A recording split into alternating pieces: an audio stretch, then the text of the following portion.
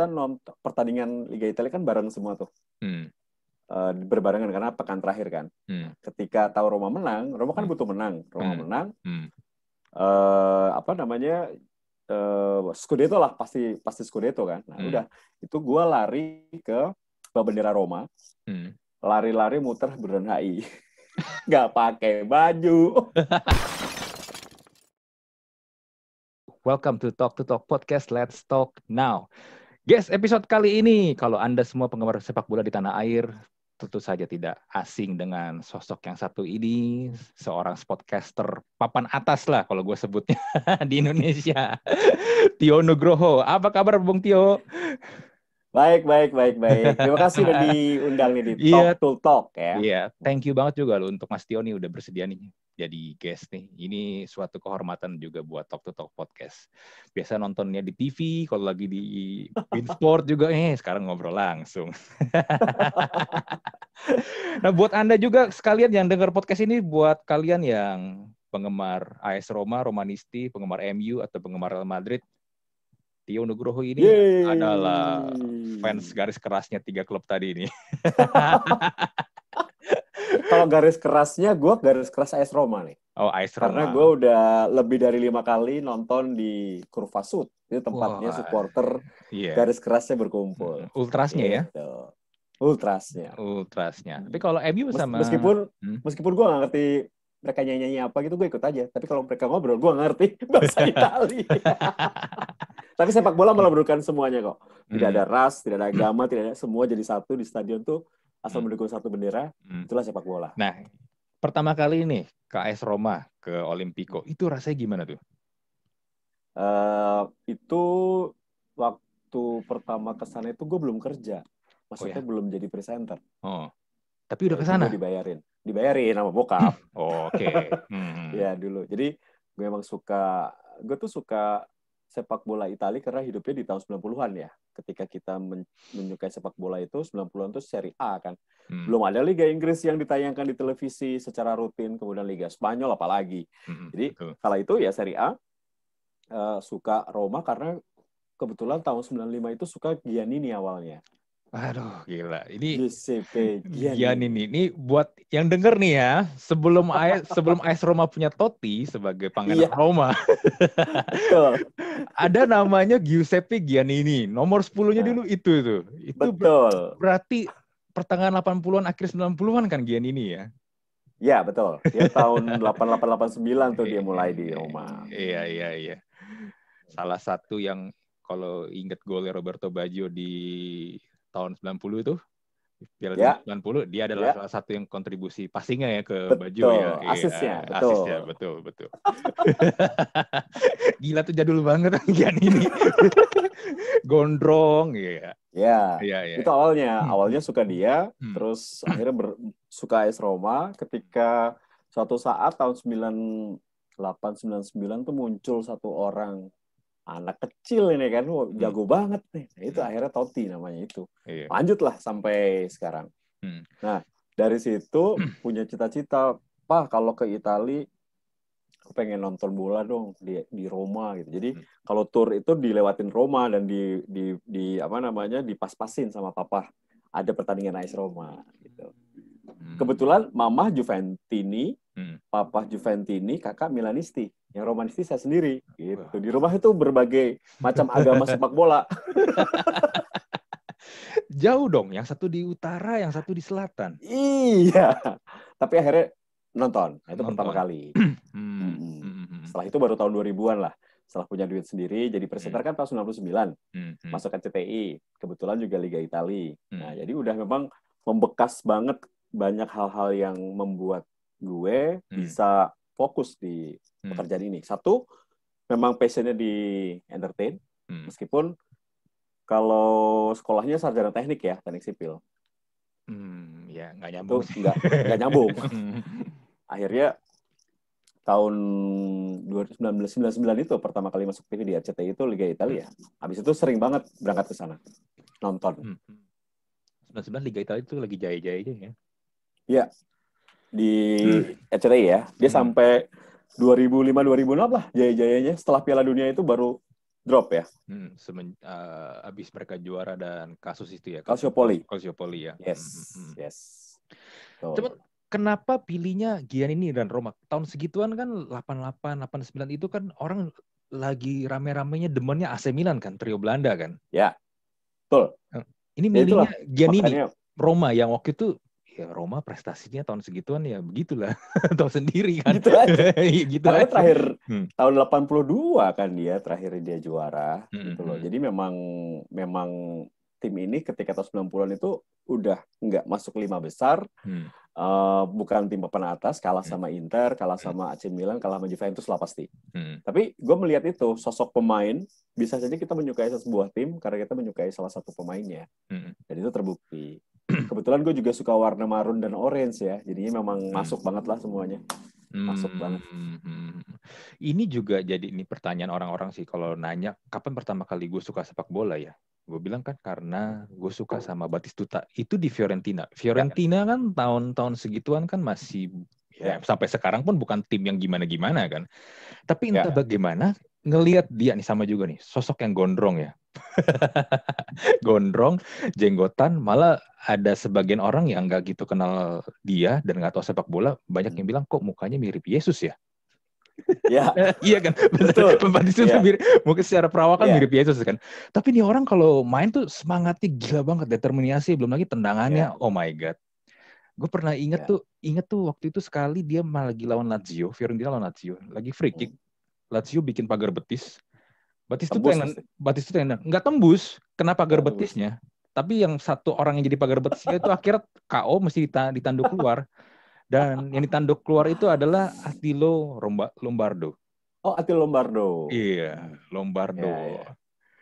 Sampai harus ditanduk keluar karena kena center tembakannya Batistuta. Iya.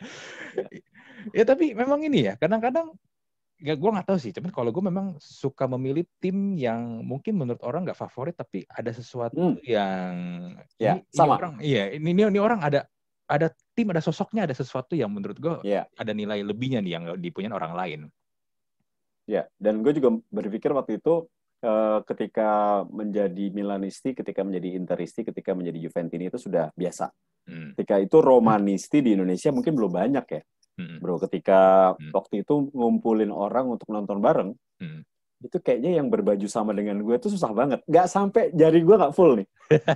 2-3 orang udah bagus. Sedangkan Juventininya ratusan, Milanistinya ratusan, kita cuma bertiga. Gitu. Tapi ya udah dari situ, nah setelah Scudetto 2001, baru gue lihat perkembangan fans AS Roma di Indonesia besar. Dan gue salah satu yang dulu menjadi membangun komunitas Roma di Indonesia. Oh, oke. Ya. Juara pas lagi zamannya yang ngelatih Fabio Capello tuh. Betul. Batistuta, Alder, Cafu, Candela, Totti, Montella, Del Vecchio. Wih, gitu dah. Tomasi. Ya. Itu dream team banget waktu itu. 3-4-1-2 ya kalau nggak salah ya formasinya. Iya, betul. Iya, 3-4-1-2. Ya, betul. Ya. Dan setelah itu gimana ya? Batistuta kan memang juga main di Roma ya. Setelah Scudetto, gue nggak tahu ya. Mungkin memang impian dia memang dapat Scudetto ya. Setelah Scudetto sekali, udah tuh dia kayaknya nggak bisa menemukan performa atau mungkin passionnya lagi ya. Mainnya menurun banget kan. Bati itu boleh dibilang. Mungkin ada kekecewaan juga ya ketika patungnya dia di Firenze. Oh iya. Depan stadion Artemio Franchi kan dihancurin tuh. Tuh salah satu kesedihan dalam hidup dia tuh. Gue pernah lihat pernah baca bukunya dia itu. Dia mengatakan bahwa salah satu kesedihan dalam hidup dia adalah itu. Dari sekian banyak kesedihan, salah satu yang membekas adalah patung saya dihancurkan di depan stadion. Itu tuh dia sedih banget. Betul. Patungnya yang lagi pegang tiang bendera corner ya. Ya, betul. Iya. Itu dulu sebelum gaya cetak gol dia yang ini nih, yang nembak. Ini ide dulu kan ini kan ciri khas dia megang bendera corner tuh. Bendera corner. Setelah itu dia berganti tembak. Ya, itu dulu legend banget itu Batistuta. Batigol. Nah, gini nih, sebelum kita lanjut nih, ini yang penasaran dari gue adalah gini. Mulai suka bola kan berarti kan karena AS Roma. Terus mulai jadi presenter itu tahun 99. Nah, sebelumnya berarti lu kerjanya apa nih, Mas Tio? sebelumnya gue adalah seorang mahasiswa. Jadi gini sebenarnya gue mulai di dunia entertain tuh tahun 92 lah ya. 92 itu kala itu jadi MC di pensi, kemudian jadi penyiar radio di Bandung. Tidak pernah berpikir bahwa gue akan masuk TV. Gue hanya melihat waktu itu presenter-presenter yang buat gue jauh dari mungkin lah, nggak mungkin lah gue orang kampung ibaratnya kan, siapa gue, model juga bukan gitu kan, bisa masuk TV. Tapi memang ini satu pesan kuat dari gue adalah kalau kita telaten atau kita fokus sama sesuatu itu jadi apapun itu, dan itu gue rasakan sendiri. Jadi ketika itu tahun 99 itu gue nge-MC Mas Andri, gue nge-MC di Jakarta, tepatnya di Fashion Cafe. Fashion Cafe, Champion Cafe. Champion di Cafe. Kemang. Kemang, oke. Tempat orang nonton bola pokoknya. Nah itu pun gue karena sebagai substitute, gue menggantikan teman gue. Jadi waktu itu final Liga Champions. Ketika MU treble, MU tahun 99 MU treble ngalahin Bayern Munchen itu gue nge-MC di sana gantiin teman gue yang sakit. Nah di situ gue ketemu orang-orang RCTI.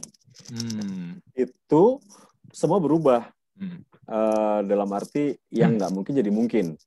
Ketika gue nge-MC terus suruh casting, masuk RCTI itu gue castingnya tuh banyak banget. Kalau nggak salah itu 30 orangan ya tahun itu, 30 orangan, dan semuanya gue sering lihat wajahnya nih, si penyanyi ini artis, gue tahu lah. Jadi kayaknya yang bukan orang terkenal cuman nggak sampai 5 orang. Dan waktu itu kita castingnya itu bukan, itu casting dulu tuh sulit loh. Jadi presenter bola zaman dulu tidak semudah sekarang. Dulu tuh bener-bener yang kita casting tes kamera. Setelah tes kamera kita juga ada di tes tertulis. Seperti misalnya gini, nomor 4 Empoli siapa?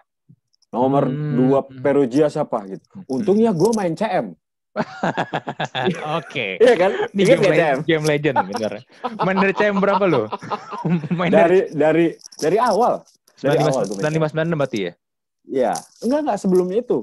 Iya pertama benar 95 kan CM pertama kan? Iya. Gue juga main soal dari CM pertama tuh, zamannya Alan Shearer masih di Blackburn. Ya, itu pokoknya game yang bikin nyokap gue marah-marah. Kadang-kadang gue waktu SMA itu nggak tidur gara-gara main CM kan di depan komputer nggak kelar-kelar. Tapi ternyata ada berkahnya bro. Tahun 99 itu orang RCTI sampai bingung. Gue kasih nomor berapa tim kecil lu bisa jawab. Nomor 10 Juve gampang lah, nomor 10 Roma gampang. Ini Empoli, Verona. Itu gue jawab, Brescia gue jawab semua. Iya. Pas setelah dari 30 itu disaring 5, disaring 3. Di angkatan gue itu yang masuk Veniro sama Wulan Guritno. Oke. Angkatan gue tuh. Iya. Nah, di situ ya udah. Setelah itu mereka sampai sekarang ini ketemu sama produser selalu bilang, "Tio ini gila ya komputer berjalan ya." Dalam hati gue bohongin. Dulu gue main CM. Gue kalau nggak main CM juga gue nggak hafal gitu. Ngapain gue ngapalin Empoli, ngapalin Brescia kan? Betul.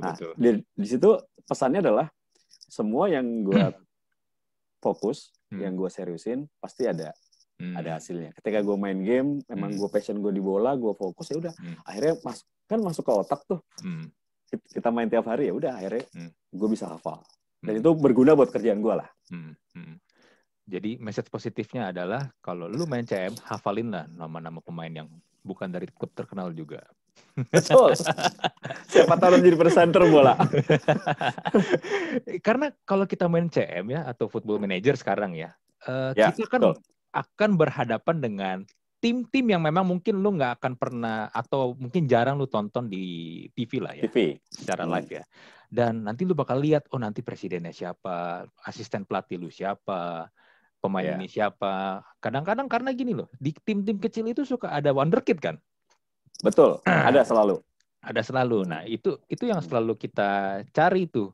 Makanya kadang-kadang buat yang main CM atau FM, pasti entah bagaimana memang kita akan hafal aja Kita akan secara nggak langsung. Secara nggak langsung kita akan hafal aja. Malah kadang-kadang kayak misalnya dulu Vincent Kompany sebelum dia jadi kapten dan pemain di City ya. City. Iya. Orang-orang yang main CM udah tahu dia itu bakal jadi back jago di Anderlecht. Iya. Di Anderlecht. Iya kan. Betul. Nah, itu kadang-kadang yang orang-orang nggak paham. Kalau sama lo kan lo main jadi enak nih nyambung nih ngomong kan. Nah, kalau orang-orang nggak main CM tuh bingung, masa sih lo bisa hafal ya? Nggak mungkin, kan itu game. Nah, orang-orang pasti nggak nangkep. Kalau pemain CM pasti tahu, maksud yang tadi kita bicarakan tuh tahu pasti. Kan dia sebelum di Anderlecht kan dia udah kelihatan nih bagus sih skillnya. Pasti kita tahu dia bakal jadi bintang di masa depan. Gitu. Betul. Karena CM itu database-nya dan squad-nya mereka itu gila sih. Mereka keren sih. Mereka tahu Robben nih di PSV nih bakal jadi bintang. Yeah. Cristiano Ronaldo kalau main CM 2002-2003 oke itu wonderkid kayak gue lupa deh sebelum dia masuk MU. Temen di Sporting Lisbon udah lumayan kelihatan tuh sama Kakak juga tuh masih di Sao Paulo tuh. Gue soalnya gue beli Kakak. Kakak gue beli soalnya dan jago terbukti kan. Pokoknya dia main sampai tua aja ya. Sampai tua aja dia main. Nanti ada nama lagi yang lain. Siapa Kakak gitu kalau udah berapa musim biasanya. Tapi ini nih, gue sempet dengar pas lagi pertandingan MU lawan Munchen itu kan lu jadi ini ya, jadi MC ya di situ ya. Dan lu katanya sempet abis tahu MU menang, lu merayakannya sampai lu ditangkap polisi atau gimana sih itu? Oh, itu bukan. Itu bukan. Itu tahun 2001. 2001, oke. Gini. Ini beda lagi nih buat ini. Nih. Tapi ini don't try this at home ya. Jadi gue itu nonton di Hard Rock Cafe. Oke, di berarti sebelum MU Cafe berarti ya? Sebelum MU Cafe. Dulu pasti di Sarinah, awal Hard Rock dulu. Itu tahun 2001. Nah, terakhir itu kan kita nonton pertandingan Liga Italia kan bareng semua tuh. Berbarengan karena pekan terakhir kan. Ketika tahu Roma menang, Roma kan butuh menang. Roma menang. Scudetto lah, pasti Scudetto kan. Nah, udah. Itu gue lari ke bendera Roma, lari-lari muter Bundaran HI, nggak pakai baju, celana doang, gitu kan, muter-muter. Kapan lagi juara? Tangkap polisi lah, bilang Dek, pakai baju Dek, pulang udah malam. Pak, saya mau merayakan ini. Dulu kan belum ada zaman handphone ya, jadi kalau ada handphone sudah viral itu gue. Jadi muter-muter, polisi didimin. Terus akhirnya, yaudah kamu pulang kemana? Rumah saya jauh Pak, di Pancoran. Ya udah. Baju kamu mana? Baju saya di Hard Rock. Dan dia Andre naik motor sama dia. Gue di Andre naik motor sama dia. Ke Hard Rock? Oke. Iya. Dan teman-teman gue pada bingung. Gue cari lu kemana? Ternyata lu dia yang bawa polisi. Jadi gue kayak orang maling ayam gitu. Nggak pakai baju, dianterin ke Hard Rock lagi gitu. Tapi ya itu sebuah euforia ya. Ketika tifosi itu yang tadi lu bilang bahwa kita menjadi pendukung tim yang jarang menang, sekali menang tuh rasanya udah kayak juara dunia gitu. Betul. Dan itu terjadi. Itu nggak semua orang tahu. Lu tahu dari mana ya? Gua ditangkap polisi. Jadi gini loh, sebagai podcaster yang baik, sebelum kita ngobrol sama tamu kita, sama guest kita, ada baiknya kita riset dulu kecil-kecilan. Oke, ya. Oh, tapi ini bukan yang MU ya, tapi ini pas yang AS Roma ya? Roma. Oke, yang AS Roma. Kalau MU udah sering juara MU. Madrid MU udah sering juara. Kalau Roma kan jarang juara, jadi euforianya harus berbeda. Temen gini, gue mikirnya gini, Hard Rock kan di Sarinah. Ya memang nggak gitu jauh ya ke Bundaran HI ya. Lumayan. Iya nggak gitu jauh-jauh amat lah tapi kan. Tapi lu berarti turun, kan Hard Rock kan ini kan di depannya eskalator itu kan? Bro, gue nggak sadar bro. Tiba-tiba udah sampai HI. Saking senangnya itu lari aja. Tiba-tiba gue dari Bundaran HI. Lumayan kan 2 kilo itu mungkin ya. Iya. Cuman gue kebayanginnya gini loh. Itu kan Hard Rock nih, ini pintunya nih. Itu berarti kan lu lari turun eskalator dong. Turun eskalator kan? Tangga. Kalau turun tangga. Oh kayak tangga. Di sampingnya ada tangga ya. Kanan kiri masih ada tangga. Iya. Iya benar. Orang lama lo tahu. Iya. Lari terus langsung gimana? Lompat pagar atau lu langsung keluar aja? Gue lupa, yang pasti gue udah sampai di Bundaran HI aja. Dan kebetulan karena kakak gue kan kerja di Hard Rock ya. Kakak gue kerja di Hard Rock. Jadi gue sama security, sama semua tuh kenal. Daerah situ gue kenal semua gitu. Dan itu gue baru 2 tahun jadi presenter lah. Gue masih di RCTI itu. Masih jadi presenter di RCTI. Jadi mungkin orang-orang masih kenal gitu. Ada yang kenal gitu kan. Tapi gue gila, itu gue sendirian. Teman-teman gue berlima ada di Hard Rock. Masih di Hard Rock. Dan baju gue di meja ternyata. Baju gue ada di meja. Gila kan. Gokil itu. Aduh. Untung nggak masuk berita lu yang masuk koran ya. Kalau enggak, kalau misalnya kejadian itu hari ini ya, mungkin lu besok pagi udah dimasuk Line Today kali. Viral gue. Iya, Line Today. Dan gue nyeselnya tau gak bro? Gue tuh gak sempat ketemu lagi sama Pak Polisi itu. Oh, oke. Itu baik banget Bapak. Semoga panjang umur, banyak rezeki itu orang. Bener. Amin. Ya, amin. Iya. Untung gak disangka maling ya. Enggak, untuk kan gue rapi pakai sepatu ya kan. Dia ngeliatin dompet gue juga, lihat dompet, oh ini ada KTP gitu. Cuman kan karena gue mukanya merah ya kan, teriak-teriak gitu. Dikiranya kenapa nih orang, ternyata lagi senang timnya Scudetto. Tapi dia akhirnya tahu kalau saya Tio Nugroho, dia tahu. Oh gitu. Makanya dianterin sama dia ke mana? Ke Hard Rock lagi. Oke, 99, berarti kan tadi lu bilang 99 mulai jadi presenter segala macam. Tapi kan kalau nggak salah lu pernah jadi pemain sinetron juga ya? Iya. Itu gue 2000 main sinetron. Kenapa akhirnya lu lebih memilih jadi presenter dibandingin pemain sinetron? Kalau secara duit ya, setahu gue harusnya pemain sinetron itu kan lebih gede duitnya dibandingin jadi presenter bola. Yes, ini pertanyaan bagus banget nih. Ini gue sharing ke pendengar Talk to Talk. Jadi tahun 2000 itu gue main sinetron. Kebetulan memang nama seorang artis atau presenter itu dulu bisa naik gara-gara stasiun TV-nya. Dan gue berterima kasih banget, RCTI itu dulu stasiun TV nomor 1, program yang gue bawain nomor 1. Jadi betapa cepatnya dunia berbalik. Dari Tio Nugroho yang bukan siapa-siapa, tiba-tiba gue dikenal orang gitu. Seperti itu. Dan menariknya lagi, tidak semudah itu juga main sinetron bro. Ini cerita baru pertama kali gue buka di sini nih. Dibuka di podcast gue aja belum pernah gue buka. Oke. Jadi tahun 2000 itu gue pernah dapat sinetron dari bukan Multivision, dulu Persari. Oh, oke, Persari. Persari tapi mainnya cuman lewat-lewat doang, dibayarnya cuman apa gue sebut ya. Dulu gue dibayar 250.000. Main satu episode. Ya. Terus kemudian gue mencoba untuk naik level. Biasa kita pengen naik level dong. Gue pengen main sinetron lebih serius. Akhirnya gue coba ke Multivision Plus. Multivision Plus itu dulu ada di Roxy. Iya benar, di Roxy. Ya di Roxy.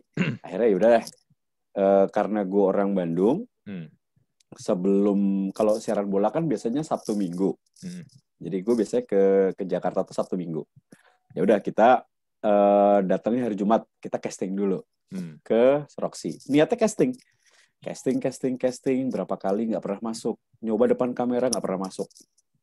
Akhirnya ketemu Ramzi sekarang penyiar dangdut ya di mana di Indosiar kan. Ketemu kita berdua sampai akhirnya kita hopeless, desperate, nggak masuk. Adalah mobil Mercy parkir di sebelah kita lagi makan bakso di parkiran Roxy. Kita lagi udah hopeless, gimana nih? Kok nggak masuk nih casting? Emang nggak semudah itu ya casting ya, karena ribuan yang pengen menjadi artis atau pemain sinetron. Keluarlah dari mobil itu, pakai kacamata hitam, deketin kita. Hey, kalian sini, gitu. Adam Jordan ternyata. Wah, Adam Jordan. Itu Adam Jordan. Dia bilang gini, kalian berdua gue lihat hampir tiap hari di sini, ngapain? Lu jaga parkir, gitu dia bilangnya. Wah, songong amat nih artis nih gitu kan. Enggak lah, kita casting. Lu casting, udah masuk belum? Belum. Ya udah ikut gua. Dia ikutlah. Ikut dia sampai masuk ke dalam, ketemu Rampu Jabi langsung. Oke, ini ketemu Rampu Jabi, bos besarnya ya. Owner. Tiba-tiba Adam bilang gini, Pak Ram, saya mau 2 orang ini jadi teman saya di sinetron baru saya. Gitu. Kebetulan pertama kali kita jadi tukang parkir berdua. Jadi kita bertiga tukang parkir. Jadi Adam Jordan tuh tukang parkir, kita jadi temennya gitu, cameo-nya. Tapi dari situ berlanjut, bro. Judul terus. Nah, itulah awal gue main sinetron. Karena kebetulan makan bakso sudah hopeless. Ya udahlah, memang bukan jalan gue. Di situ Tuhan datang, Allah datang memberikan kita rezeki melewat Adam Jordan. Kejadian lah gue main sinetron. Terus berlanjut sampai 2006. Ketika 2006, itu 2000 ya. Sinetron gue udah banyak lah. Gue main sama BCL, gue main sama Adam Jordan. Waktu itu berapa judul ya? Banyak banget, 5 atau 6 judul.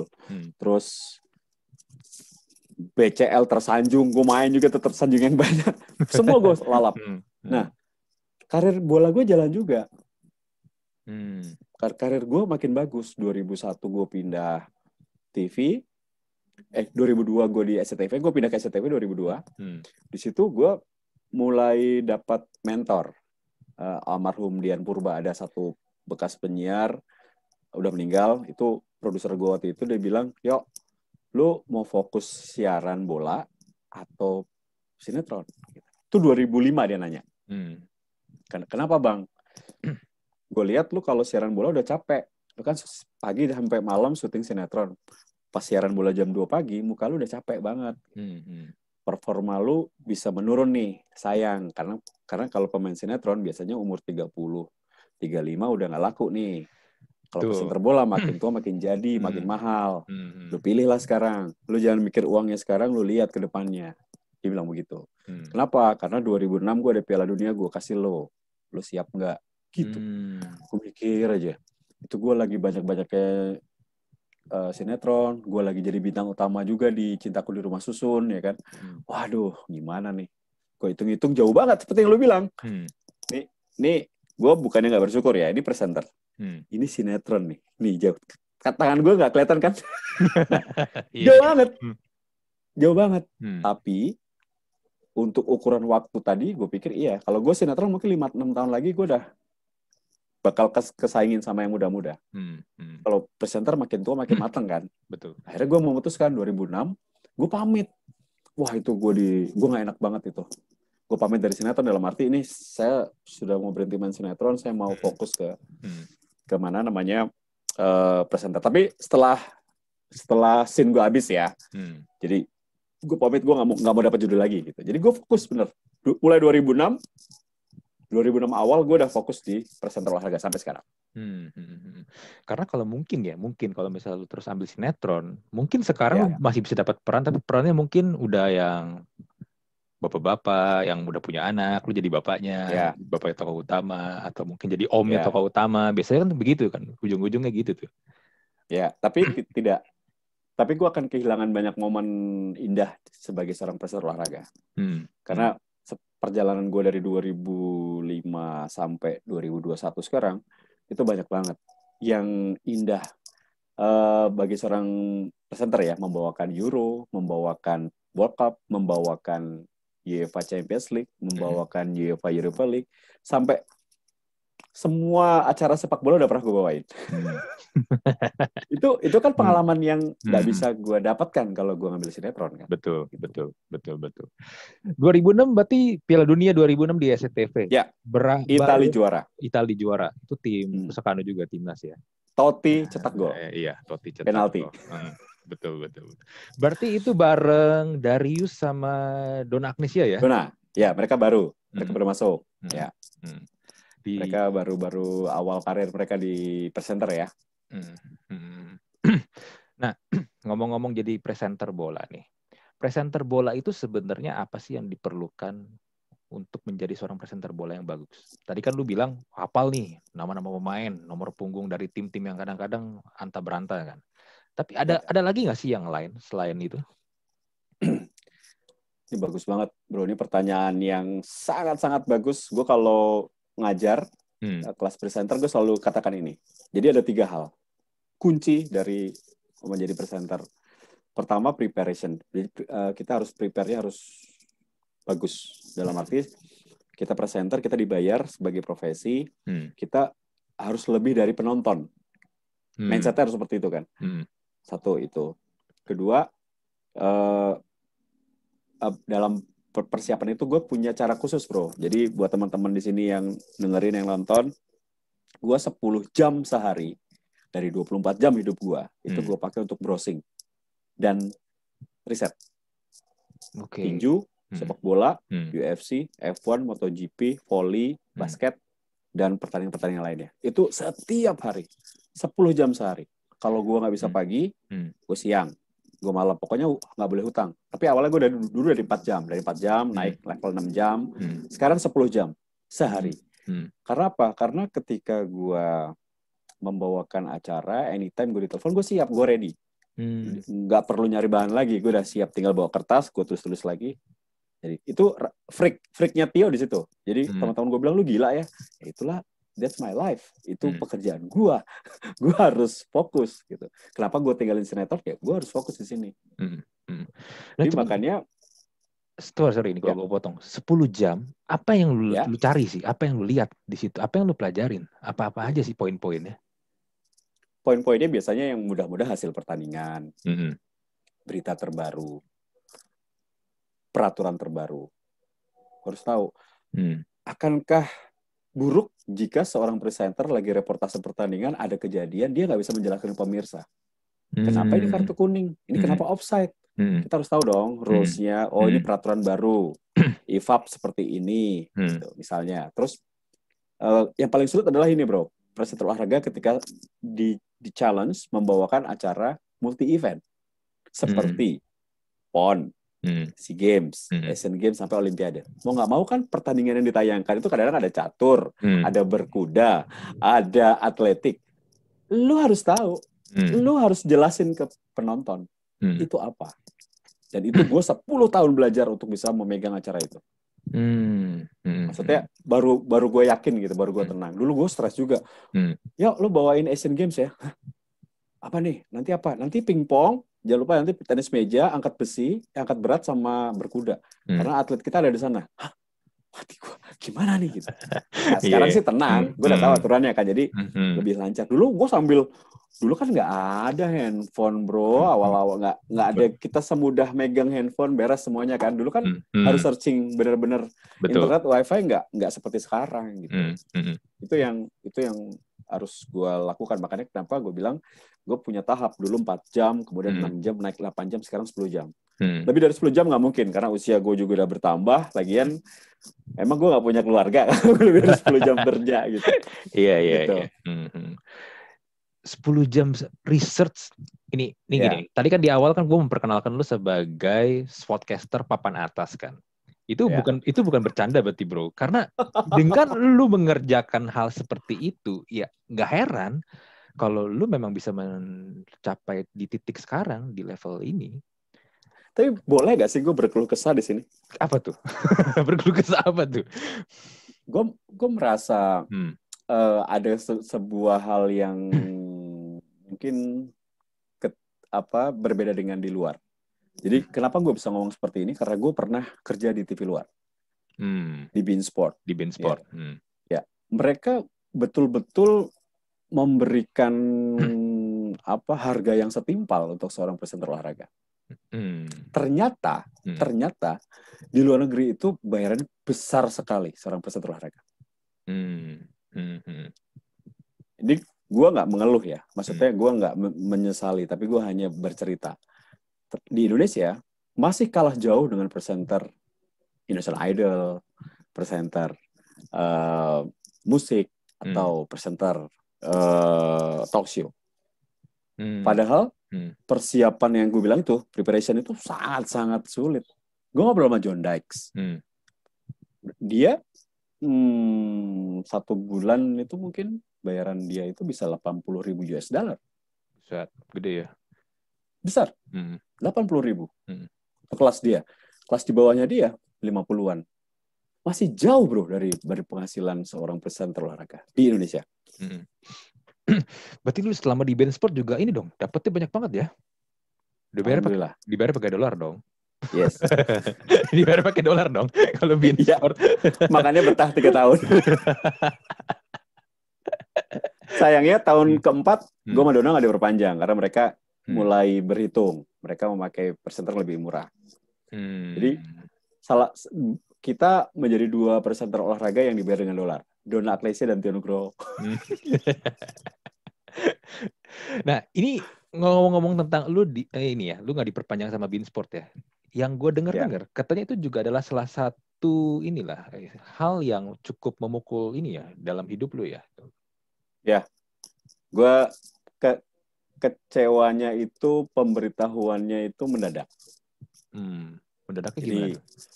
Jadi harusnya kan kalau kita bekerja ya, kita bekerja gitu, at least tahun terakhir itu udah kasih tahu depannya lanjut atau enggak gitu. Yang gue tahu bakal lanjut, tapi ternyata pas akhir musim, tepatnya bulan April, berarti 1 bulan sebelum musim berakhir, tiba-tiba kita nggak lanjut karena katanya kebijakan dari owner baru, karena mereka ada pergantian manajemen yang orang Italia dan orang Inggrisnya udah nggak lagi.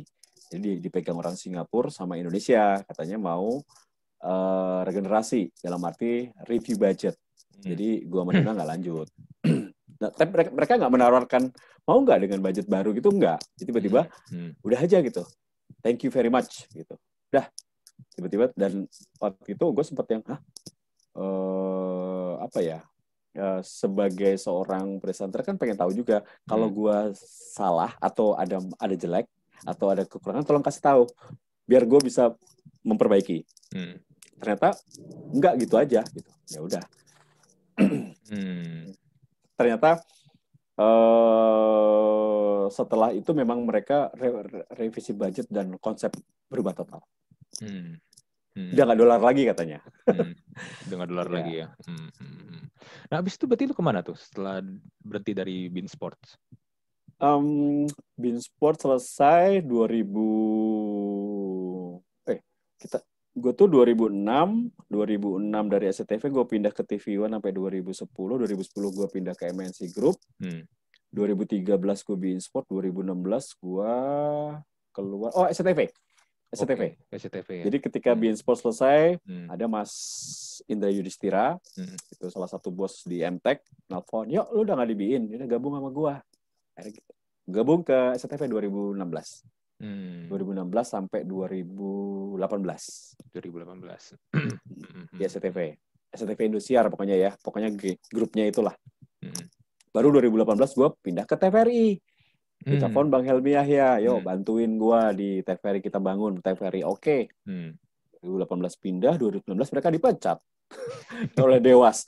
Iya. Kita semuanya ikut keluar. Iya. Sayang banget ya. Padahal TVRI seperti Liga Inggris, acara-acaranya mulai naik. Itu keren banget. Secara viewer, secara tampilan keren banget, bro. Jadi ini gue boleh bilang di sini, waktu gue 2018 di TVRI, itu studio termegah yang pernah gue bawakan selama karir gue. Di TVRI ya? Full LED semua dan semuanya keren banget.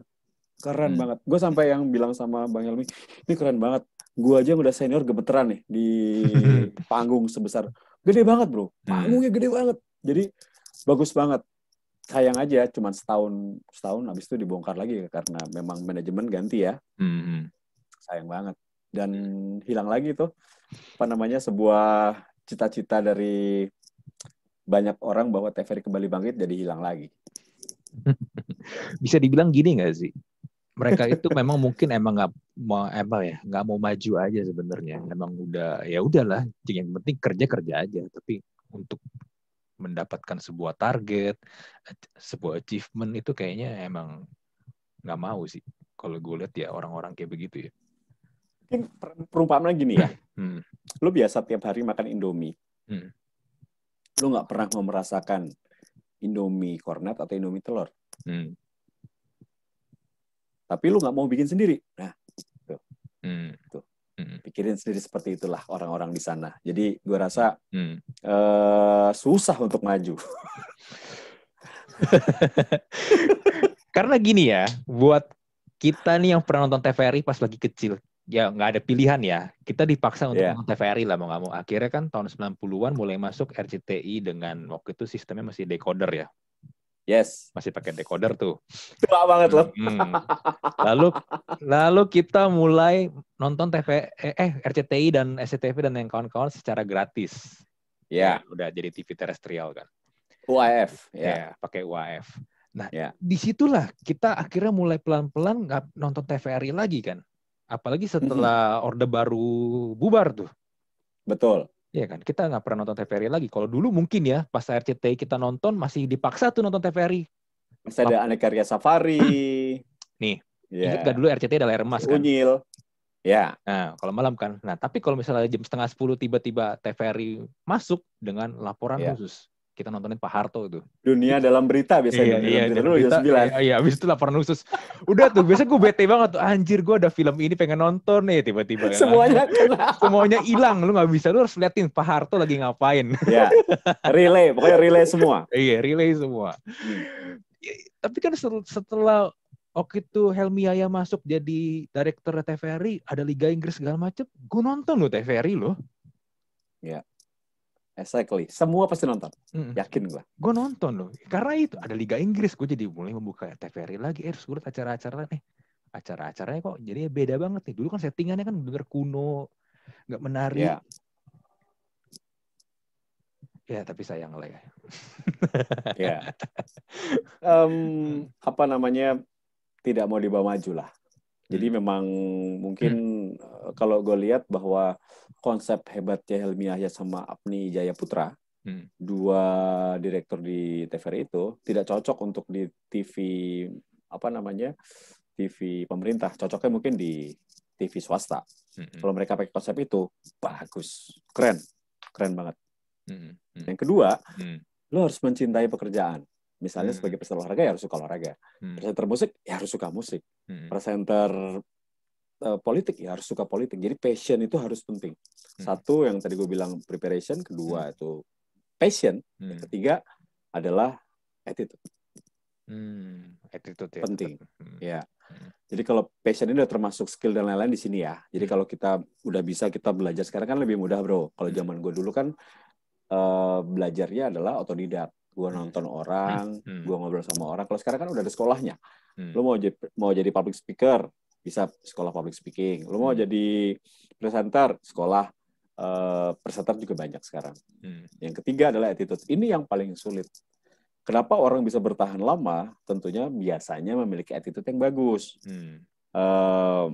Ini harus dijaga. Jadi dunia TV ini kan kecil. Dunia broadcast ini kecil. Jadi ketika gue bikin masalah di TV A, pasti akan kedengeran di TV B, TV C, TV D. Orang nggak akan pakai gue. Gitu. Tapi kalau kita bikin satu hal yang positif di TV A, pasti TV B mau, TV C mau, TV D mau. Tinggal nanti manajer yang pusing ngatur jadwal. Kok semua minta nih, gimana nih untuk ngatur jadwal? Iya. Itu. Terakhir tambahan adalah jangan pernah merasa malu untuk belajar. Karena gue sampai sekarang, gue dulu mungkin belajar dari yang senior gue. Sekarang gue belajar dari yang junior gue. Karena apa? Zaman berubah, pemirsa berubah, netizen, pemirsa itu fluktuatif seperti apa ya? Gue ngikutin zaman aja. Meskipun gue ngilangin karakter ya. Karakter gue seperti ini ya gue tetap jaga. Cuman mungkin gue belajar dari beberapa orang di bawah gue, junior gue, untuk bisa mengikuti zaman. Gitu. Untuk bisa bertahan di industri ini. Nah, ngomong-ngomong junior nih, kan ada satu junior Mas Tio nih yang kemarin sempat rame ya, dipermasalahkan dengan gaya dia, komentatornya dia nih. Jebret. Nah, menurut Mas Tio gimana nih tentang gaya komentator ini? Kan gini ya, kalau kita lihat biasa, apalagi kalau kita nonton liga-liga Eropa, Liga Inggris itu kan kita terbiasa menonton para komentator atau mungkin presenter dengan gayanya seperti itu kan, gayanya yang mungkin ngomongnya lebih tertata, rapi. Sedangkan kalau gayanya Valentino ini kan mungkin lebih mirip kayak gaya-gaya podcasternya Amerika Latin atau Arab kali ya, yang rame, seru, atau mungkin kayak kalau main Winning Eleven kayak John Kabira gitu juga yang John Kabira yang rame, seru banget tuh. Beda sama Peter Drury gitu kan, beda. Atau mungkin kalau kita main John Champion, Jim Beglin gitu kan gayanya kan gayanya kan emang begitu. Gimana nih? Nah, Gue tahun 2003, 2004 itu gue ngomong sama dia. Kalau 2003, 2011 ya, 2012 ya, awal-awal dia seperti itu. Iya. Gue ngomong sama dia. Gue salah satu orang yang malah marah gitu. Kenapa lu mencederai apa namanya profesi gue gitu. Gue ngomong sama dia.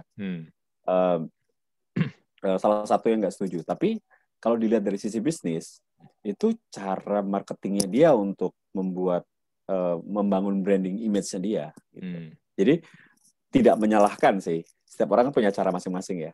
Punya cara masing-masing untuk membangun branding image. Ketika dia hidup di saat presenter-presenter senior itu masih settle. Si A, si B, si C, si D. Susah juga nih nembus 4 orang di atas gue nih. Gimana caranya gue bisa nembus ya? Gue pakai cara lain deh. Kebetulan waktu itu trennya pemirsanya lagi demen yang aneh-aneh. Iya kan? Dan TV-nya mendukung. Nah, sekarang berbalik. Jadi harusnya masyarakat jangan nyalahin Valen. Kalau masyarakat protes ke TV-nya. Karena TV-nya yang minta. Gitu loh. Jangan salahkan kami sebagai presenter. Kita kan pion. Jadi kadang-kadang kita dikontrak itu ada note khusus. Misalnya, Tio, lo gue kontrak nih, tapi lo jangan ngomong ini ya. Misal, lu bawain Liga Indonesia, tapi lu jangan nyalain wasit ya, jangan nyalain PSSI ya, nggak boleh ya. Oke, kita harus ngerem, meskipun dalam hati, wasit bego nih, salah nih PSSI salah nih, gitu. Tapi kan nggak mungkin, itu kan kita dibayar oleh TV itu kita harus menghargai. Nah untuk masalah Valen, harusnya netizen atau pemirsa yang nggak suka jangan nyalain dia. Dia kan aktor. Dia aktor, aslinya nggak begitu dia. Tapi karena TV-nya yang minta, ya harusnya protes ke TV-nya gitu. Jadi awalnya gue juga dulu kesel banget tuh awal-awal. Kan ngaco ya, tiba-tiba tendangan apalah apa. Jadi ilmu sepak bola, ilmu jurnalis itu hilang. Gitu. Tapi akhirnya lama-lama gue pikir, ini cara dia untuk membangun branding image. Kita harus saling menghargai karena setiap presenter punya karakter berbeda. Tio, Valen, atau Bung Tris Irawan, atau Bang Olan, atau siapapun Dona, atau siapapun kan punya cara tersendiri untuk menyampaikan sebuah acara dengan gaya mereka gitu. Betul. Dan kalau kita perhatikan, apalagi zaman sekarang ya, di mana dunia digital, sosial media itu begitu ramai dan berisik ya. Kalau kita nggak bisa kasih sedikit aja perbedaan, orang tuh nggak akan ingat sama kita sih. Betul. Itu yang diambil oleh Jebret. Jadi poinnya itu, karena sekarang semakin liar ya. Menjadi wartawan, ini gue pernah ngobrol sama Bung Wesley Tagalong, menjadi wartawan sekarang lebih gampang daripada dulu. Dulu itu ada sekolahnya, ada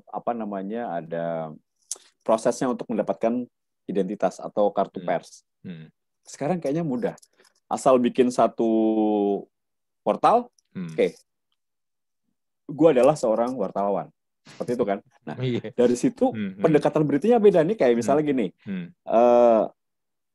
Ronaldo keluar dari Real Madrid. Itu beritanya. Tapi nanti si A, si B, si C itu beda. Ada yang beritain Ronaldo menghindari pajak sehingga keluar dari Real Madrid. Ronaldo tidak betah karena ingin cari suasana lain. Ronaldo dipecat. Ada berita aneh, padahal sebetulnya garis benang merahnya tuh Ronaldo keluar dari Real Madrid. Nah, itu yang kadang-kadang semakin liar, bro. Apalagi kalau kita buat kesalahan. Beritanya itu udah ngaco gitu. Untuk liar banget. Kasihan mungkin kalau udah punya anak ya, kayak misal teman-teman artis tuh ada yang diberitakan A gitu, tapi lebay banget. Nah, itulah bagaimana mereka membangun followers dan subscribers dan juga tentunya image kan. Kadang-kadang merusak teori jurnalistik yang sesungguhnya menurut gua. Itu yang memang sekarang kalau nggak bisa ikut media digital, kelelep kita. Pasti hilang. Tapi ini kali ya, ini seperti kayak di TV yang kualitasnya makin lama makin nggak jelas. Sekarang media berita begitu pun juga sama kan sekarang kan. Ya karena gini, memang benar kita ada tuntutan demand supaya orang membaca atau menonton konten kita kan. Tapi kalau kita ngikutin maunya mereka semua, jadinya begitu. Idealismenya jadi hilang. Iya, nggak ada value-nya. Maksudnya gini, memang benar kita butuh duit, tapi kan jangan sampai kita menghilangkan value yang perlu kita berikan ke orang banyak dong. Ya. Nah, itu kadang-kadang tuntutan clickbait, kemudian judulnya apa, isinya apa, itu banyak banget terjadi. Jadi udah menjadi sebuah strategi digital yang akhirnya merusak, membuat TV-TV akhirnya sekarang membeli acara dari konten-kontennya artis. Nggak ada lagi produksi, misalnya TVA ya, yang gue tahu. Gue nggak usah nyebut TV-nya, tapi TV itu ada di Jakarta Selatan.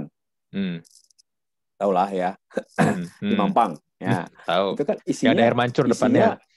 Ya, itu isinya semua tentang konten-konten selebriti kan. Dia beli dari Raffi, dia beli dari Ruben Onsu, dia beli. Jadi nggak perlu produksi. Tapi itu cara mereka untuk bertahan. Betul. Di suasana seperti ini. Jadi ya sulit juga gitu. Mungkin kalau gue punya konten hari-hari gue, mungkin bisa aja gue dibeli konten gue untuk misalnya di TV, dibeli oleh TV gitu. Jadi susah juga bro kalau kita bilang apa ya, menyalahkan TV 100% juga susah juga, karena memang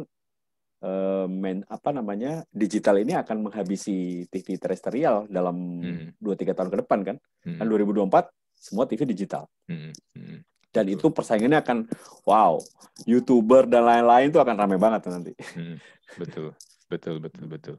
Makanya sebenarnya kayak sekarang misal contoh kalau kita ngomong tentang podcast lah ya sekarang ini, kalau podcastnya nggak mau mulai dari sekarang ya bisa ketinggalan juga nanti 2024. Ketinggalan juga.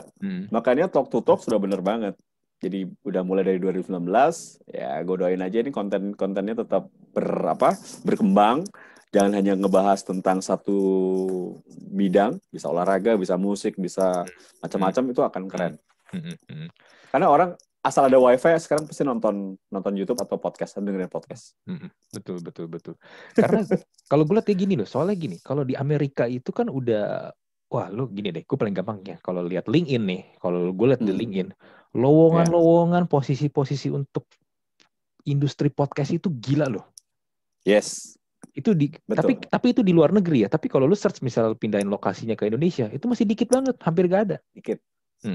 Tapi gue yakin gini, karena Indonesia itu kan biasanya memang selalu ketinggalan 5 tahunan lah ya dari Amerika lah kalau untuk teknologi ya, untuk industrinya ya.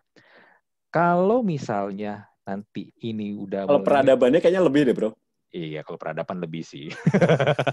Tapi kalau secara teknologi lah ikutin di perkembangan digital lah ya. Nah, industrinya sih gue yakin dalam waktu dekat nih, nggak lama lagi nih bakal mungkin akan seperti YouTube atau Instagram yang memang udah mature lah di sini lah ya, udah rapi banget. Ya itu yang gue lihat sih. Karena kalau ya kita balik lagi, kalau misalnya baru mulainya sekarang bisa, peluangnya masih ada, tapi untuk membangunnya itu yang agak susah karena ya sama-sama konten creator kita lah bro ya. Membangun ini kan bukan lari sprint ya, ini lari maraton ya. Maraton ini. Bener. Capeknya itu loh yang harus bersabar, bikin konten satu demi satu. Gue 1 tahun loh baru dapat uang di YouTube nih. Ya. Sama, gue juga kurang lebih segitu. Gue setengah tahun sih, 6 bulan lah. 6 bulan baru bisa monetize di YouTube. Ya. Sorry, monetize tuh 4 bulan kalau nggak salah. Cuman kalau dapat uangnya gue terima itu baru setahun. Memang harus sabar, karena saingannya ribuan, jutaan malah. Betul, jutaan. Tiap hari ada aja konten creator baru soalnya. Nah, mending ini, kalau teman-teman mau memulai menjadi konten creator, atau buat podcast, atau buat ada jadi YouTubers, gue menyarankan untuk fokus dengan satu hal. Jadi jangan mencoba 4 hal dalam satu konten, dalam satu judul kalian gitu. Itu jangan. Jadi kalau bisa fokus sepak bola aja, fokus masak aja. Jadi ketika karena jangan takut bahwa setiap konten itu pasti akan ada fansnya kok. Yang suka masak banyak banget, yang suka olahraga banyak banget, yang suka politik banyak juga, yang suka musik apalagi. Jadi maksudnya jangan takut gak ada penonton, asal fokus aja. Karena banyak yang udah nyoba mundur gara-gara dia nggak fokus. Hari ini, minggu ini nyoba memasak, minggu depan nyoba ngomongin tentang tas branded gitu. Besoknya ngomongin baju, orang akan kabur. Jadi penontonnya akan kabur, akhirnya nggak berkembang channelnya gitu. Betul. Karena nggak jelas identitinya. Ya, nggak jelas identitinya, benar. Lu suka Real Madrid, Barcelona, atau Atletico Madrid. Akhirnya gitu kan. Kalau bola. Betul. Dulu ya sebelum gue bikin YouTube-nya modelnya podcast, dulu gue sempat bikin channel pakai nama sendiri. Jadi itu juga sama tuh, nggak jelas. Kadang gue nge-vlog, kadang gue bikin kontennya ngobrol juga kayak begini. Cuman jadinya nggak jelas kan. Yaudahlah, akhirnya gue memutuskan, ini udahlah, ini tinggalin lah. Coba kita lebih fokus. Karena ada temen gue tuh kasih ini, gue ngobrol sama dia. Dia bilang, lu harus fokus. Lu mau bikinnya apa nih? Kalau mau podcast, oke, podcast ngobrol. Tapi lu juga harus ini, nggak boleh inilah ganti-ganti. Ya. Nggak boleh gonta-ganti, kecuali lu public figure. Ya bebas kalau itu. Kalau dia bebas. Karena udah tahu, udah ada subscriber sendiri, udah ada follower sendiri sebelum buka channel, jadinya lebih tenang. Iya, lebih tenang, betul. Ya udah, gue akhirnya memutuskan bikin podcast kayak begini pun, ya udah, gue nggak decide kalau gue harus fokus obrolan topiknya tentang apa. Jadi gue ngobrolin topik apa aja. Memang lebih lebar, lebih broad. Tapi gue selalu tetap come up dengan satu hal, yaitu penasaran terhadap orang yang gue ajak ngobrol. Kayak misalnya lu nih, gue penasaran kenapa lu jadi podcaster yang papan atas di Indonesia. Perjalanan karir lu gimana? Apa sih yang bisa jadi inspirasi buat orang lain kalau ketika dia dengerin atau nonton? Itu yang gue cari. Makanya kadang-kadang gue obrolan juga kadang random. Gue bisa ngomongin blockchain. Gue bisa ngomongin tentang keperawanan. Iya. Oh, ini mungkin ya. Tadi gue kelewat ya. Satu hal yang mungkin kelewat. Tadi gue lupa ngomong. Jadi gue selalu, kalau menjadi presenter, ini gue belajar dari, waktu itu gue pernah ikut satu seminar. Jadi seminar itu di Singapura. Isinya presenter olahraga se-Asia Tenggara. Jadi yang memberikan pemaparan itu beberapa presenter Eropa dan Amerika. Jadi ada 5 orang. Kita itu 2 hari. Isinya itu presenter Jepang, Korea, Indonesia gue doang sih. Indonesia gue doang. Banyaknya Malaysia, Filipina banyak banget. Kayaknya mereka ingin maju banget. Terus Brunei 1. Pokoknya ada 100 orang lah ya. Gue lupa. Pokoknya 100 orang tuh. Nah di situ intinya adalah dari 2 hari itu gue cuma ambil 1 intinya. Rasa ya, 2 hari itu yang buat gue baru cuma 1. Jadi gini, mau jadi presenter yang bagus adalah lu harus bahas yang di media mainstream tidak ada.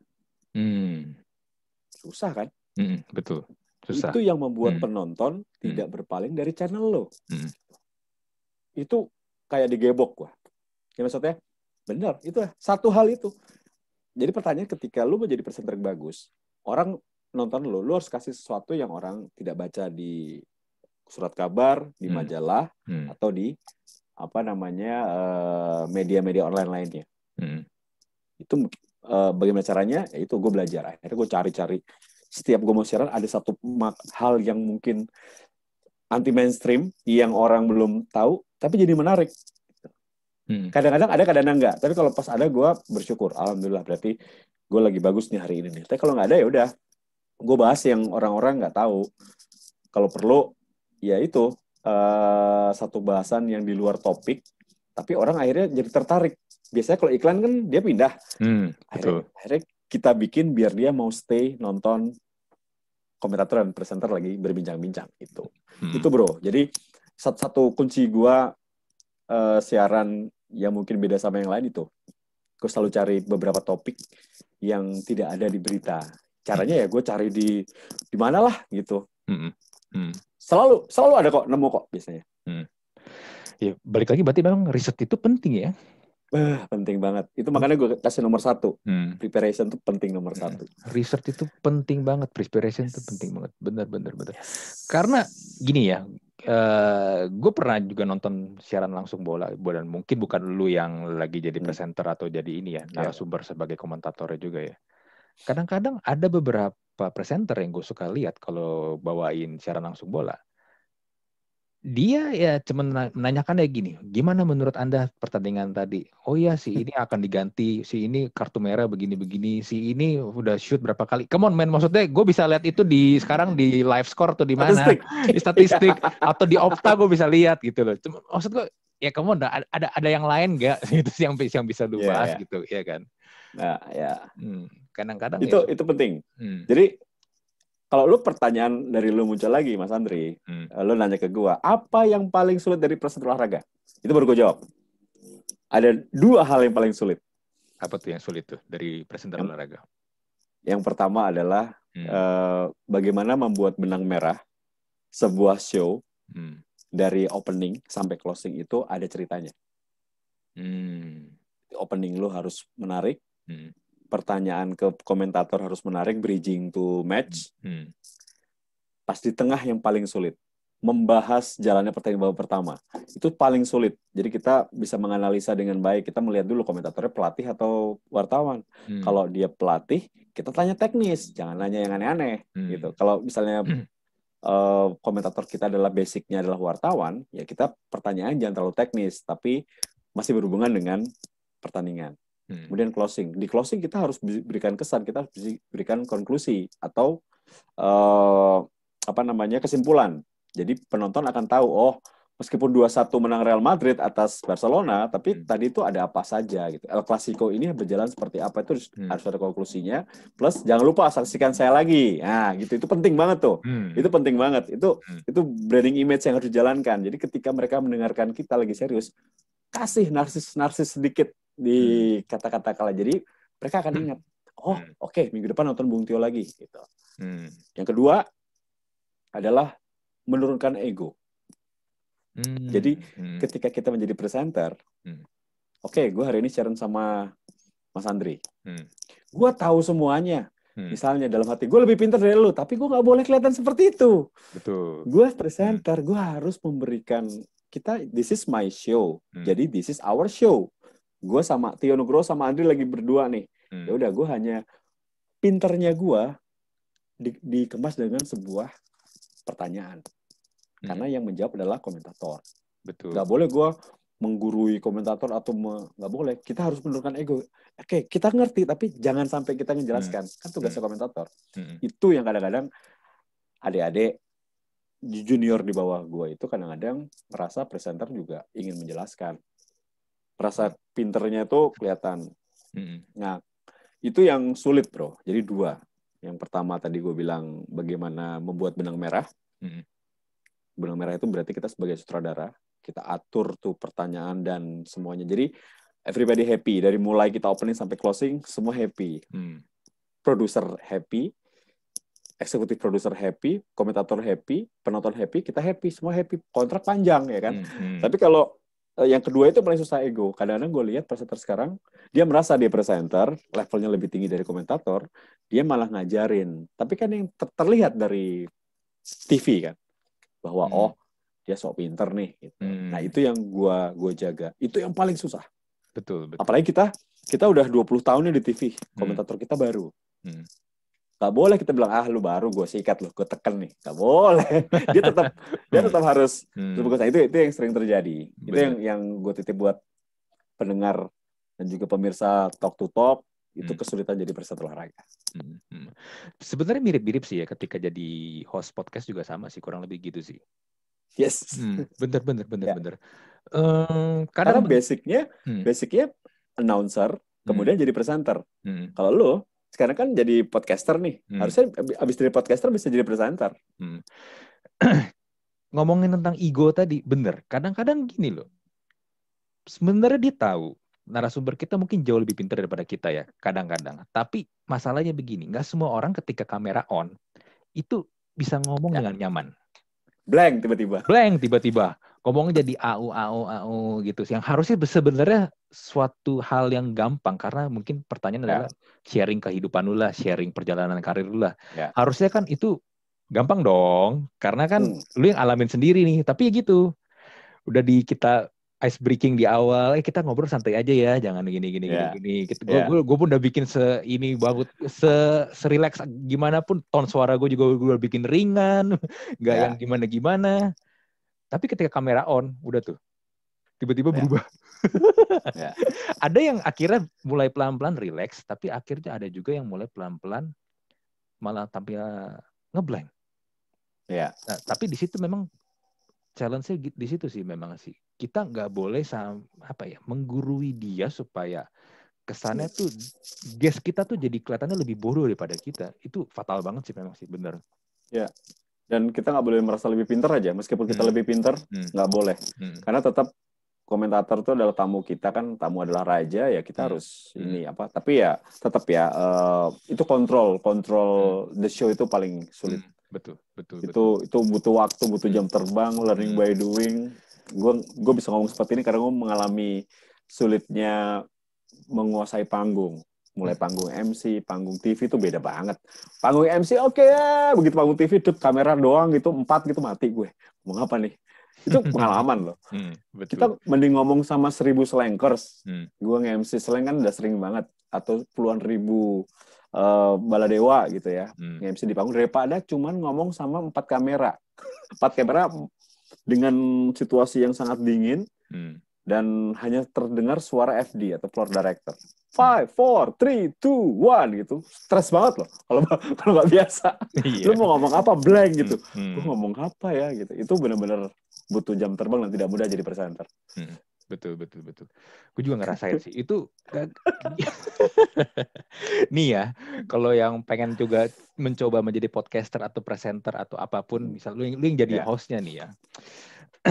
Karena gini loh, kadang-kadang kayak tadi kan kayak gue sempat mention di awal ya. Kalau kamera udah on, banyak orang tuh nggak nyaman atau nggak terbiasa dengan kamera on. Satu. Terus yang kedua, kadang-kadang ada orang juga yang ketika dikasih bicara, dia akan nyerocos terus. Yes. Nah, ini juga nih. Ini bagus banget nih. Ini bagus banget terus. Ya. Ini bagus juga nih. Ini satu pengalaman nih, teman-teman. Ini Mas Andri bener juga. Kesulitan presenter adalah memberhentikan atau memotong dengan sopan. Ini susah. Bener. Ada satu orang yang, dia kalau kita kasih kesempatan bicara, dia akan bicara terus. Tapi kadang-kadang gila. Kita mau motong nggak enak, apalagi kalau kita lihat dia lebih senior, dia lebih famous dibandingin kita. Itu kadang-kadang tantangan loh. Gimana caranya supaya kita bisa, oke nih, kita tahu nih dia mau jeda nih. Ini kadang-kadang kita juga harus lihat nih, kayak dia mau siap jeda nih. Karena kan orang pasti ketika ngomong akan ada jedanya kan. Nah, di mana kita bisa masuk ke situ buat nyelipin si pertanyaan dulu, atau jangan juga sampai begini ketika dia udah berhenti ngomong dead air. Iya, betul. Itu kan juga tuh. Tantangannya juga begitu tuh. Betul, itu salah satu kesulitan yang mungkin akan dialami seorang presenter ketika membawakan acara itu. Jadi selain harus bisa bikin benang merah, harus bisa ngatur tempo bagaimana sampai akhirnya tadi kejadian itu kadang terjadi. Jadi teman-teman harus prepare ya, harus siap. Kadang-kadang kita ketemu dengan narasumber yang ditanya 1, jawabnya 10 gitu. Terus pinter-pinter. Tapi sekarang kayaknya lebih mudah dibantu oleh pihak TV. Jadi kadang-kadang kita briefing dulu sebelum acara, dikasih tahu nanti segmen 1 cuma 3 menit ya, jangan panjang-panjang. Nah, udah digituin dulu. Jadi kadang-kadang kalau gue selalu ngomong, oke. Dia lagi ngomong nih, gue bilang oke itu maksudnya lu udah mulai harus berhenti. Sampai gue oke lagi, terus berhenti. Ketiga gue oke ketiga berarti gue potong. Gitu. Kadang-kadang begitu. Itu udah janjian. Jadi bang, nanti kalau misalnya gue ngomong oke itu berarti waktu lu udah habis ya. Kalau 2 kali oke berarti habis banget. 3 kali gue harus potong gitu. Harus ada kode-kode tersendiri. Betul. Kalau enggak, ya dia akan nyerocos terus. Ya, karena bola itu kadang-kadang cuma 1 menit waktu kita ngobrol. Kemudian iklan. Apalagi kalau big event seperti Euro atau Piala Dunia atau Liga Champions Eropa, biasanya iklannya banyak. Jadi kita cuma dikasih waktu. Oke, yuk 2 pertanyaan 1 menit. Gimana gue ngomong nih? Nah, udah, kita ngomong dulu ke komentator. Mas Kus, ini kita ada waktu cuma 1 menit. Gue akan nanya 2 pertanyaan ya. Tolong jawabnya jangan panjang-panjang. Kita harus ngomong ke mereka. Nggak apa-apa. Kalau dulu kan kadang-kadang sungkan nih. Aduh senior lagi nggak enak nih. Nggak apa-apa. Harus ngomong. Jadi kita harus. Itu kenapa 1 jam sebelum acara presenter itu harus wajib. Nggak boleh nggak sudah hadir. 1 jam. Jadi nggak terlambat, nggak apa. Jadi ada waktu make up, ada waktu ngobrol, ada waktu tukar pikiran dulu sama komentator atau dengan narasumber. Itu akan lebih bagus lah buat show. Betul. Preparation ya, kebalik lagi. Ya. Itu penting banget. Penting banget. Penting banget. Nah, sekarang kalau kita ngobrol-ngobrol tentang bola lagi nih sedikit. Ya. Mas Tio ini koleksi jersey AS Roma-nya udah seberapa banyak nih? Dari tahun 98 sampai 2021. 98 home and away. 98. Home and away and third semuanya. 98 itu berarti Roma masih pakai aparel apa tuh 98 tuh? Asik. Iya Asics ya, Asics. Yang Totti masih suka naikin kera kan berarti ya. Ya. Lalu berarti habis itu Kappa. Ya betul, habis Kappa dia ke Diadora, terus sempet nggak ada aparel. Itu gue punya itu. Tiga-tiganya gue punya. Itu yang baju... 1 tahun nggak ada sponsor kan. Yang jersinya ketat banget tuh, nggak jelas tuh melar gitu. Tadi gue pakai itu. Tadi gue pakai itu. Coba ya begini aja deh. Lalu sekarang Nike ya. Nike. Nanti tahun depan New Balance. New Balance. Itu nih, kalau koleksi jersey nih ya, masalah utama adalah gampang lengket. Yes. Itu gimana tuh?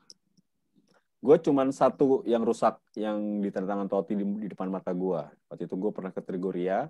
Trigoria itu adalah tempat latihannya AS Roma. Ya lumayan jauh dari kota Roma. Itu gue nungguin dia dari jam 7 pagi, dia baru datang jam 8. Ternyata turun dari mobil tuh bete, jadi nggak mau diganggu. Justru pemain-pemain yang ceria-ceria itu pemain Primaveranya, jadi gue tungguin sampai akhirnya dia baru keluar dari latihan itu jam 11 setelah dia mandi dan lain-lain. Tapi dia mau ngasih tanda tangan. Dia tahu gue dari Indonesia. Totti itu pemain Italia yang tidak ngerti bahasa Inggris sama sekali. Jadi untungnya dia tahu apa yang gue maksud. Gue mau ini dan dia tahu karena gue dari Indonesia. Dia tahu Indonesia itu adalah Bali karena dia pernah ke Bali. Dia nggak tahu yang lain. Gue tanda tangan itu hancur bro. Ada di YouTube gue di Tes10 TV. Jadi yang tanda tangan dari Totti asli depan mata gue tuh hancur lengket. Jadi gue lupa naruhnya di mana karena gue pindah rumah.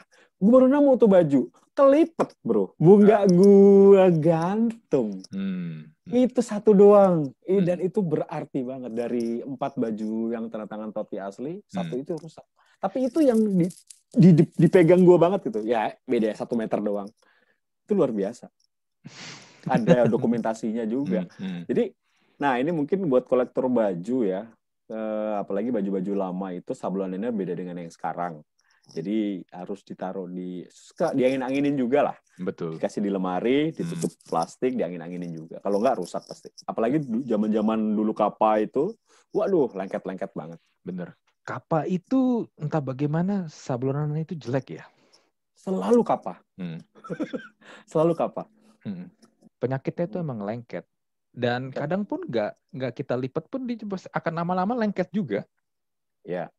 Mas Andri sebagai pemain lama tentang baju pasti tahu lah ya. Mana yang sulit, yang paling sulit dirawat kan. Ya pokoknya kalau udah yang bahannya udah kayak sablon-sablon bahan-bahan polyflex gitu udah dah tuh. Iya. Harusnya gue nggak figura, gue hilang tuh baju. Aduh. Kacau banget. Padahal tapi itu nanti buat anak-anak gue nanti mungkin 10, 12 tahun, 15 tahun lagi mereka akan tahu bahwa koleksi bapaknya mahal.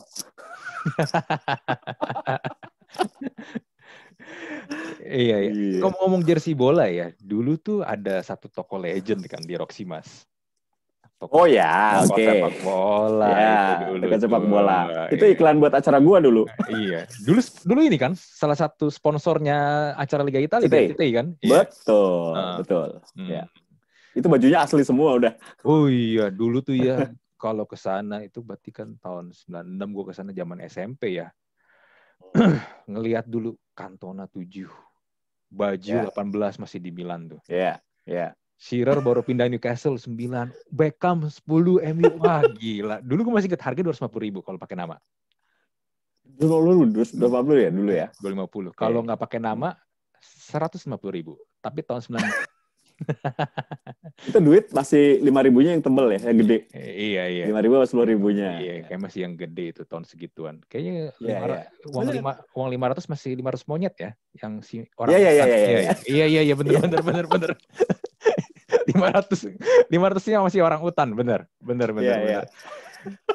Itu dulu ya, waduh gila, kalau ke sana tuh surga banget. Tapi kan gue nggak bisa beli ya tahun segitu ya, karena gue mintanya sama bokap nyokap gue, udah pasti nggak dikasih. Buat apa baju SMP SMA di Jakarta? Jakarta. Oke. Gue SMP SMA Jakarta.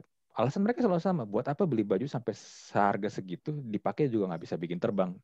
Iya sih, benar nggak bisa bikin terbang. Yeah. Tapi ya akhirnya terlampiaskan ketika lu punya duit kan. Lu beli itu akhirnya. Betul. Dan sekarang mungkin kalau lu punya duit, lu bisa cari yang vintage tahun segitu ada. Meskipun harganya kadang-kadang nggak masuk akal ya. Tidak ada patokan harga soalnya kalau begitu itu. Betul. Dan akhirnya ketika, nah ini bedanya begini nih. Ketika gue dulu nggak ngoleksi jersey, dulu fanatik banget kan sama satu tim tuh. Gue bela mati-matian. Apaan tuh? Ya kalau di Spanyol Real Madrid, kalau dulu di Italia gue belanya Juventus dulu ya.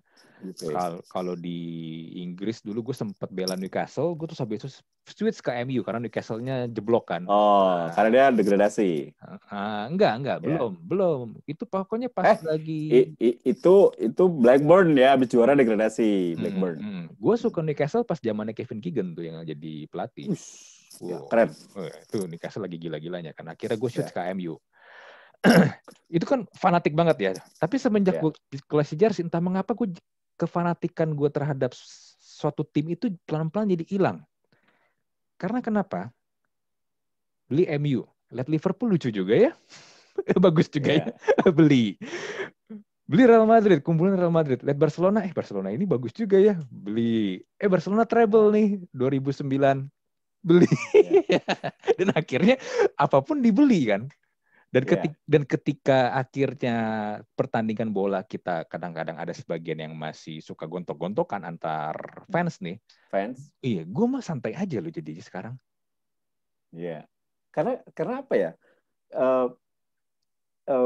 Ini sebenarnya kalau ketika fans itu berantem sampai kadang-kadang anarkis gitu ya, itu kadang-kadang tuh yang masih ABG sebetulnya. Kalau yang senior-senior sih ketawa-tawa aja. Bahkan lu gak suka Lazio. Oke, gue Roma nih, lu Lazio. Tapi gue punya baju Lazio karena baju di tahun itu bagus. Gue simpen, gue beli gitu. Kan sebagai kolektor kadang-kadang begitu kan.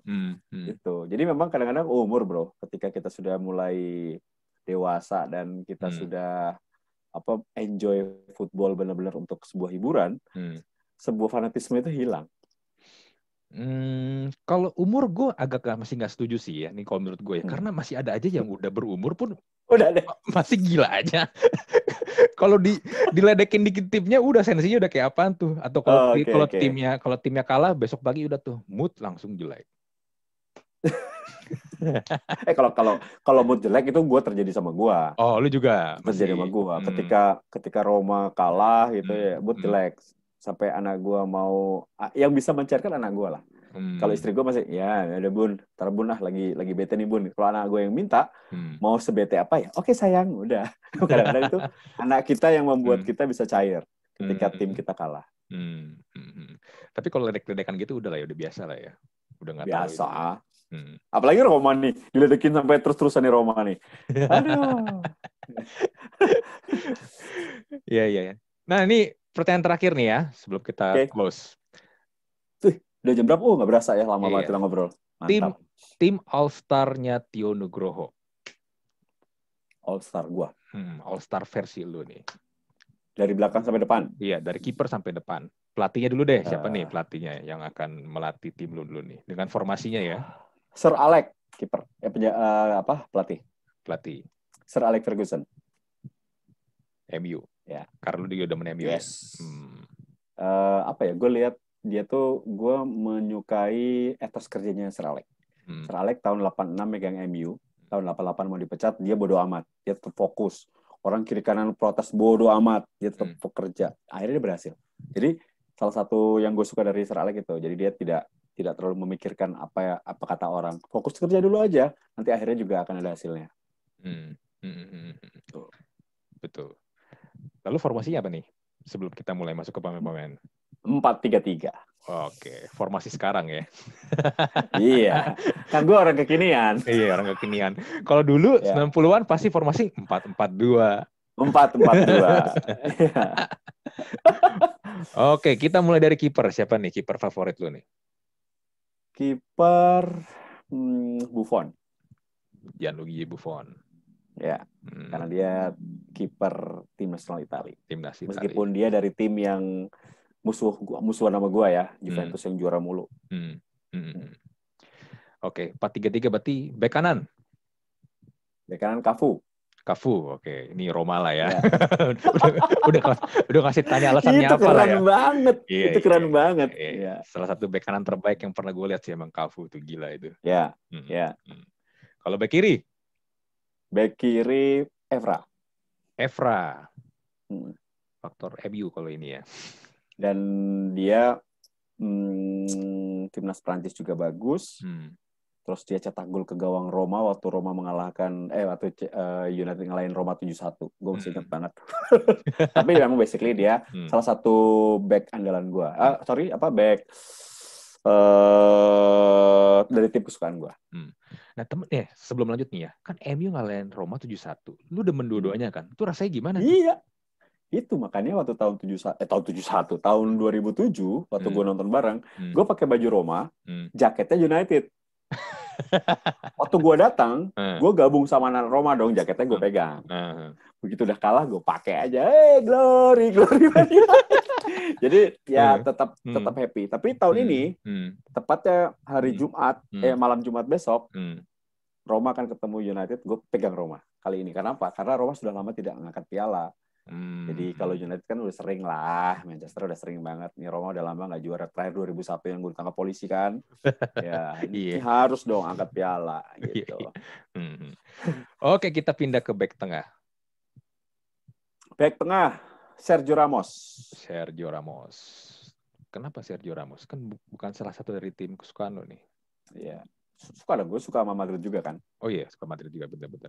Ya, tapi Ramos itu bawa juara Eropa, juara Piala Dunia, bawa Madrid Liga Champions sampai 13 kali, beratnya udah oke. Dan gue suka sosok kepemimpinan, meskipun arogan, tapi gue suka Sergio Ramos. Jadi gue masukin di tim abadi gue. Tim abadi lu, Sergio Ramos, back house goal. Yes. Ya. Lalu center back satunya lagi? Vidic. Namanya Vidic. Ya. Karena gue lihat etos kerja juga, profesionalisme, ketika kepala sudah dibalut, dia tetap main. Kepala dibalut berdarah, tetap fight. Itu. Namanya Vidic. Dia itu salah satu back yang pernah MU punya ya, selain Jabstam, yang keras banget, gila itu. Iya, betul. Dia pasangan sama Ferdinand kan lebih santai. Dia keras ini, Serbia ya kan. Betul. Gila itu. Geradak geruduk mainnya sama kayak Jabstam juga sama dulu kayak gitu juga kan. Iya. Bengis. Lalu 4-3-3 berarti 1 DM nih, 1 DM 2 central midfield ya. Ya. Oke. DM siapa nih? Jangkarnya siapa nih? Gua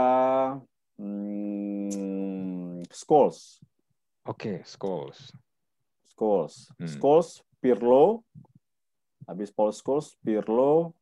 Satu lagi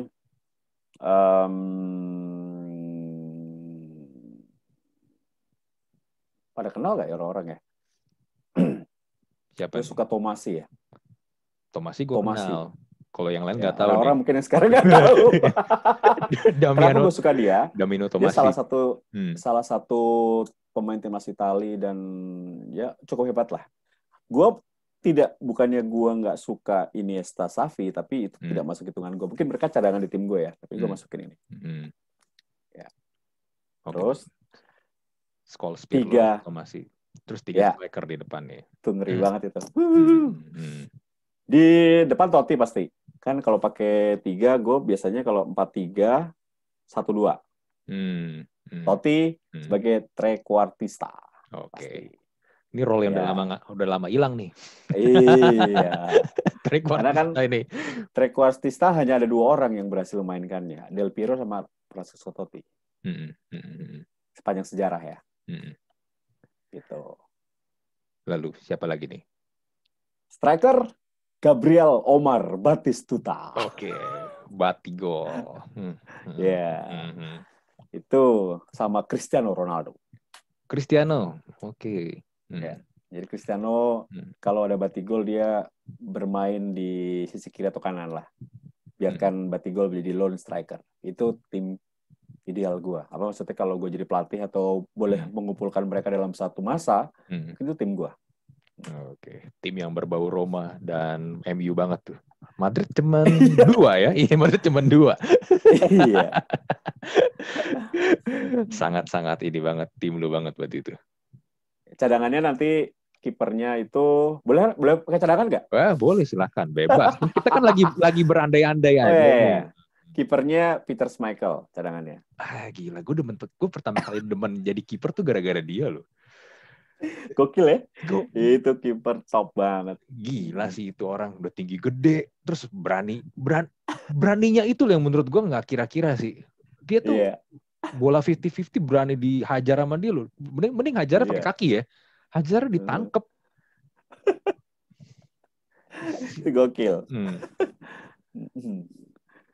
Terus back cadangan, back tengah, gue pilih satu orang sosok yang memberikan satu kemenangan buat Italia. Materazzi. Ini musuhnya Zidane banget nih. Itu biarpun dia begitu, dia memberikan gelar buat Italia. Suka nggak suka. Kalau normal, Italia kalah lawan Prancis. Udah. Bener. Dari gol balasannya dia, yang bikin Zidane juga dia. Iya. Materazzi. Terus cadangan berikutnya Aldair. Iya, buat di center back. Back Brasil zaman dulu banget ini, 94 World Cup ya. Yes. Back kanan gua suka dengan Gary Neville. Ya. Gue sebenarnya ya, gue nggak gitu suka sama dia. Entah mengapa dia jadi back kanan sebenarnya menurut gue nggak bagus-bagus amat. Menurut gue ya. Susah lewat. Bener susah lewat. Tapi kadang entah kenapa kalau dia yang menjadi bek kanan, kalau lihat MU main, gue nggak yakin. Gue masih mending adenya loh. Philip Neville kalau jadi bek kanan. Kalau dia nggak tahu kenapa, ya udahlah ya. Kadang-kadang suka blundernya aneh sih soalnya. Terus bek kiri, salah satu legenda juga dari Roma yaitu Vincent Candela. Yang sampai sekarang gue masih suka WhatsAppan sama dia. Oh, oke. DM. Karena dia tahu gue salah satu garis keras Roma dan dia suka di Instagram kan, dia suka ngomong. Dia bisa bahasa Inggris. Kalau Candela. Itu salah satu di bek kiri. Tengahnya baru gue masukin Zidane, Xavi, Iniesta cadangan. Ya, depannya Messi cadangan. Nah, itu tim favorit gue kalau gue dikasih kesempatan mengumpulkan mereka dalam satu masa waktu. Dan gue yakin mau ESL atau European Super League apapun juara itu pasti gue. Ini tim yang kalau kita main FM nih udah nggak bakal kalah ini. Udah bisa kalah. Nggak bakal bisa kalah nih. Main liga bisa jumlah loss-nya 0 unbeatable ya. Iya, unbeatable. Nggak bisa kalah. Siapa aja main, oke. Oke, Mas Tio Nugroho, thank you banget untuk waktunya. Sama-sama. Kita ngobrol sudah berapa lama ini? Wah, sudah jam 10. Kita tadi mulai dari jam 8:30. Atau setengah jam. Luar biasa.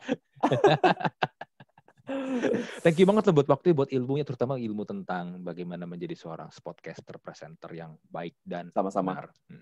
Jarang-jarang loh kita dapat ilmu langsung dari seorang top podcaster di negeri kita ini loh. Amin.